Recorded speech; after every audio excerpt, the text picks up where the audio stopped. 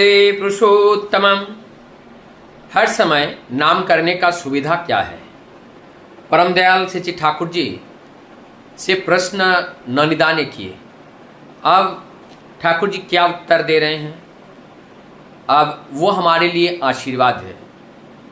नाम, ये जो नाम की बात बताए जाते हैं, एक्चुअली नाम एकमात्र वही परम पुरुष के हैं और वो स्वयं ही बताते हैं, एको हम बहुत स्वामी। मैं पहले एक था, इच्छा हुआ तो बहु हुई। तो ये एकाहम बहुत स्वामी है। और इस बात को भी जो एटॉमिक एनर्जी, जो एटॉमिक रिसर्च जो हुए हैं, क्वांटम थ्योरी, वो क्वांटम थ्योरी भी इसी के ऊपर आधारित है। और इसके ऊपर भी आधारित है जो हमारी वैज्ञानिकों ने जो रिसर्च किए हैं और हमारे मुनि ऋषियों ने हजारों वर्ष पहले जो रिसर्च किए हैं। इस दोनों थ्योरी में बड़ा मेल मिलाप है एक दूसरे से। क्वांटम थ्योरी को ही इंडिकेट करता है कि एक ही ब्रह्म और द्वितीय नास्ति, एक ब्रह्म है और दूसरा कुछ नहीं है। और जो ये एटॉमिक थ्योरी में भी ये बताते हैं, सब में एटम और उसके अंदर जो इलेक्ट्रॉन और प्रोटॉन, न्यूट्रॉन, ये जो है, ये सभी धरती के वस्तुओं में सभी एक समान है।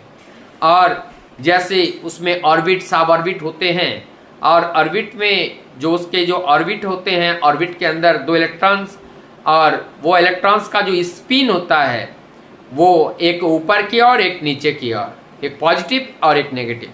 तो ये मूवमेंट अनवर्त चल रहा है, ये वाइब्रेशन है। परमदयाल भाववाणी में बोल रहे हैं कि भगवान का जो स्वरूप है, ब्रह्म का जो स्वरूप है, वो शब्द है, इसलिए शब्द ब्रह्म कहा जाता है। जैसे हम सांस लेते हैं, सांस में भी एक शब्द होता है, तो ये शब्द ही ब्रह्म है और वही ब्रह्म ही सत्य है और सत्य ही सनातन है और वही आदि है, वही अनादि है, जो निरंतर हमारे अंदर चलता रहता है। तो इसका मतलब भगवान अवर्णमन सगोचरम, वो सभी में विद्यमान है, संपूर्ण जगत में वो विद्यमान है, प्रत्येक कण कण में वो विद्यमान है। जहाँ पे नेत्र पड़े वहीं कृष्ण स्फुरे, जहाँ हमारी दृष्टि गिरते हैं वहीं पर स्वरूप दिखता है, वहीं पर भगवान विद्यमान रहते हैं। हर कण में वो हर कण ही वो प्रभु है, ऐसा विद्यमानता है। तो आज जो मूल प्रश्न पे आते हैं कि नाम करने से या हमारा कर्म में किसी भी तरह का नुकसान तो नहीं होता है? नहीं। जब हम निरंतर नाम करते रहते हैं, जैसे कहते हैं हमने अपने मन में नाम किया और हाथ से काम किया, पैर से उसे अच्छे कार्य को जगह पे चल करके गए। जब हम नाममय होकर के रहते हैं तो एक कंसंट्रेशन रहता है, और एक कंसंट्रेशन नाममय होकर के रहना का अर्थ ही है कि हम सत्य के साथ युक्त हैं, भगवान के साथ युक्त हैं, हम अपने गुरु के साथ युक्त हैं। जब हम अपने गुरु के साथ, भगवान के साथ, माता पिता के साथ, गुरुजनों के साथ रहते हैं, तो इस देह के द्वारा कोई भी गलत काम करने की आशा नहीं किया जा सकता है, कोई गलत काम होता ही नहीं है। तो अच्छे विचार आती हैं। जब हम नाममय रहते हैं तो हमें अच्छे देखने का मन करता है, सभी में उस प्रभु के स्वरूप का दर्शन करने का मन करता है। जब हम नाममय होते हैं तो प्रभु की उस नाम की ध्वनि ही हमें सुनाई देती है। जब हम नाममय रहते हैं तो प्रभु के उस सुगंध को हमें सुनाई देते हैं। जब मैं नाममय रहते हैं तब उस प्रभु के जो हमारा स्पर्श है उसमें भी प्रभु का अनुभूति लाभ होता है। जब हम नाममय रहते हैं, हमारी जीव जो रसना इंद्रिय है वो प्रभु के रस का आस्वादन करते हैं। तो जब हम नाममय रहते हैं, हमारे हाथ प्रभु के कार्य करने में लगे रहते हैं। जब हम नाममय रहते हैं तो हमारी ये जो पैर है वो चल के प्रभु धाम जाते हैं, क्योंकि ऐसे विचार, ऐसे ख्याल हमारे अंदर आती हैं। तो इसीलिए नाममय रहने से अनंत फायदे हैं, क्योंकि हमें नाममय रहने से जब हम ध्यान करेंगे, मेडिटेशन करेंगे, जो लोग निरंतर नाममय रहते हैं उनको मेडिटेशन जल्दी उनका हो जाता है, जल्दी वो अपने आप को कंसंट्रेट कर लेते हैं, जल्दी वो स्थिर हो जाते हैं, वो स्थिर प्रज्ञा हो जाते हैं, जल्दी वो अपने आप को नियंत्रित कर लेते हैं और जल्दी उनको मोक्ष प्राप्ति होती है, जल्दी वो शांत हो जाते हैं, जल्दी उनको शांति मिलती है।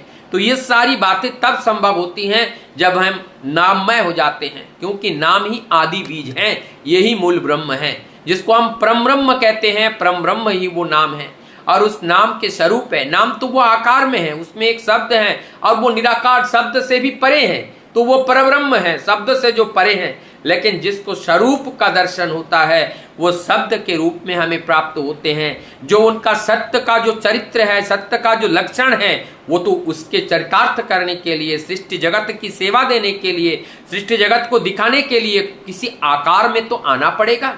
तो जब कोई महामानव इस धरती पर आते हैं, वो सत्य सनातन ही उनके अंदर ही विराजमान होते हैं और उनके माध्यम से उनके जो आचरण है, जो उनकी जो लक्षण है, जो कैरेक्टर्स हैं, वो उनके चरित्र से निखारता है। और हम जगतवासी वही चरित्र का दर्शन करके जीवन में आदर्श रूप में उनको वर्ण करके हम अपने जीवन में भी प्रभुमय बनाने का प्रयास करते हैं। इसीलिए परम दयाल सच्चिदानंद ठाकुर जी कहते हैं, तुम सब छोटे छोटे भगवान हो। और इसका अर्थ ही यही है कि तुम लोगों के अंदर वही है जश श्री, उस अंदर क्या है, जश है, श्री है, ज्ञान है, वैराग्य है, वैशारी है, वीर्य है, ये सारी चीजें हैं। ये सारी चीजें हर प्राणी के अंदर, हर सृष्टि के अंदर होते हैं। लेकिन किसी में अल्प मात्रा में, किसी में ज्यादा मात्रा में। जिसमें अल्प मात्रा में होते हैं इसलिए कहते हैं तुम खुद ही भगवान या छोटा भगवान हो।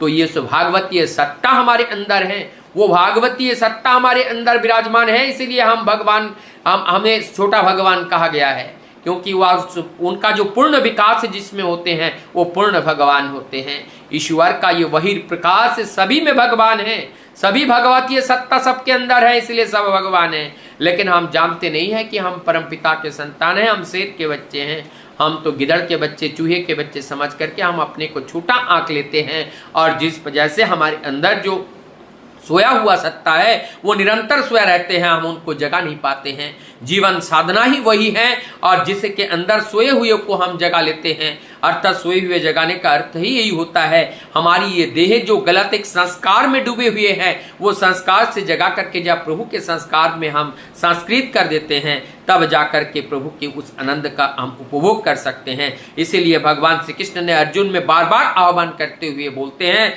परम दयाल सच्चिदानंद ठाकुर जी ने भी कई बार अपने भक्तों को इसी बात का जिक्र किया है। सर्वधर्मान परित्यज्य ममेकं शरणं व्रजो अहम तम सर्व पापेभ्यो मोक्षयामि मा शुचा वंदे पुरुषोत्तमम्।